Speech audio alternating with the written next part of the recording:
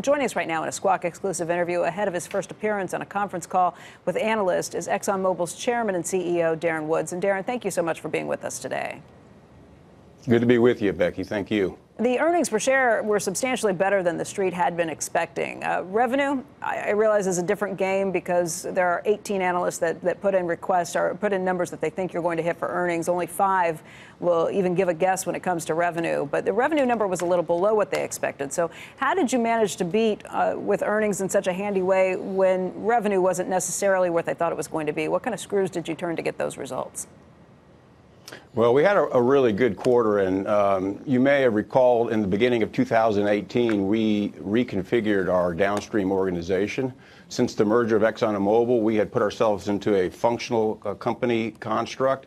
In the beginning of 2018, we organized ourselves along value chain and challenged ourselves to make sure that we were maximizing value all along that value chain, and the downstream delivered significant results in the fourth quarter, taking advantage of our integrated presence across all of the businesses that we operate. So I think a big contributor to that beat is how we optimized our business from end to end, from well all the way through production into our marketing organization. You are now continuing with that reorganization. You've got plans to reorganize the exploration business, the upstream business, from 7 different businesses into 3. What does that mean, and why are you doing this? Well, you know, I think when we merged with Mobil, Exxon and Mobil, we had a lot of opportunities to focus on getting the best out of both of those organizations, bring them together, best practices, best processes all across this global platform. We've done a great job at that. I think it's brought a lot of value to the bottom line.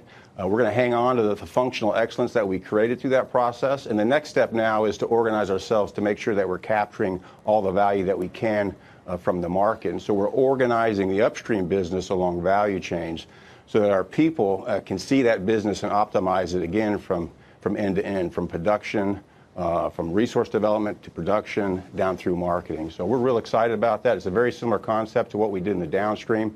Great results in the downstream, and we are very, very excited about the opportunity and the upstream to do the same.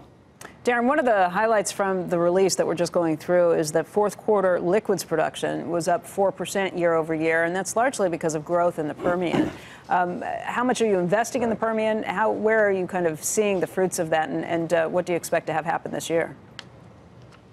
Well, we're real excited about the opportunity in the Permian. We had an acquisition back in 2017.